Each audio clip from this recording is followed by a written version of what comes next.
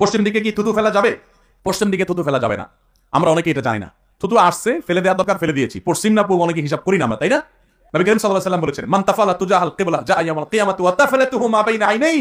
যে ব্যক্তি পশ্চিম দিকে কপ, শ্লেষা এগুলো ফেলবে, থুতু এর মধ্যে পড়ে যায়, এগুলো যারা পশ্চিম দিকে ফেলবে, কিয়ামতের ময়দানে তার অপমানকর শাস্তি হবে যে এগুলো তার কপালে নিয়ে সে উত্থিত হবে, সবাই তার কপালে ফিক্স হবে, দেখে বুঝবে যে দুনিয়াতে সে এই কাজটা করতো। এই জন্য কখনো যদি কেবলার দিকে ফেলেন মনে হয়, সাথে সাথে তওবা করেন যে ভুলে আমি কেবলার দিকে ফেলে দিয়েছি। ডানে বামে সবচেয়ে উত্তম হলো বামে ফেলা, কেবলার দিকে না ফেলানো। এটা উত্তম এবং এটাই করণীয়, না হলে গুনাহ হবে। এই জন্য আমরা যথাসম্ভব কেবলার দিকে থুতু ফেলবো না।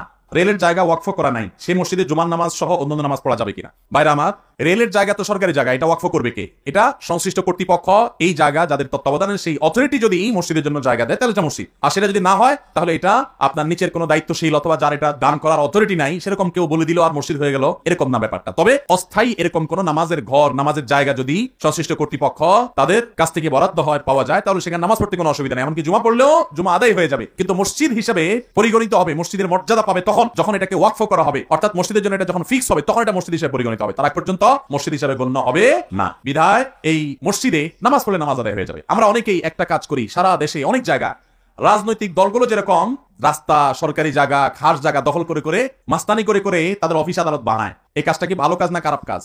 এই অন্যায় কাজগুলো তারা করে গায়ের জোরে, তাই না? দুঃখজনক বিষয় হলো অনেক মসজিদের জায়গা, এরকম জায়গা অর্থাৎ খাস জায়গা, সরকারি জায়গা, এই সমস্ত জায়গা দখল করে অনেকে মসজিদ করে। আছে না নাই? এই ধরনের 2 নম্বরে আমাদের সমাজে আছে না নাই? খবরদার এই কাজটাও করবেন না, এটা অন্যায় কাজ। মসজিদ করবেন ফ্রেশ জায়গা, নিজের দান করো বা কারোর দান করা জায়গা। অনেকে যেই জায়গা নিয়ে ঝামেলা আছে ওখানে একটা মসজিদ উঠায় দেয়, আছে না নাই? যে মসজিদ উঠালে আর কিছু বলতে পারবে না, দখল করা একটা ভালো বুদ্ধি। এবং অনেকে মনে করে যে নিজের জন্য চুরি তো জীবনে বোধ করলাম, এবার একটু আল্লাহর ঘরের জন্য চুরি করি, তাহলে আগের গুলো মানে কাটাকাটি হয়ে যাবে। আল্লাহ তাআলা মায়ের আরো ডাবল দেওয়ার সম্ভাবনা আছে। আল্লাহ হয়তো এটাও বলতে পারেন যে বেটা নিজের জন্য চুরি করছস, তুই চোর হয়েছ সেটা এক জিনিস, তুই আমার ঘরের চোরের আসামির কাঠগড়া দাঁড় করাইছস, কোন সাহস?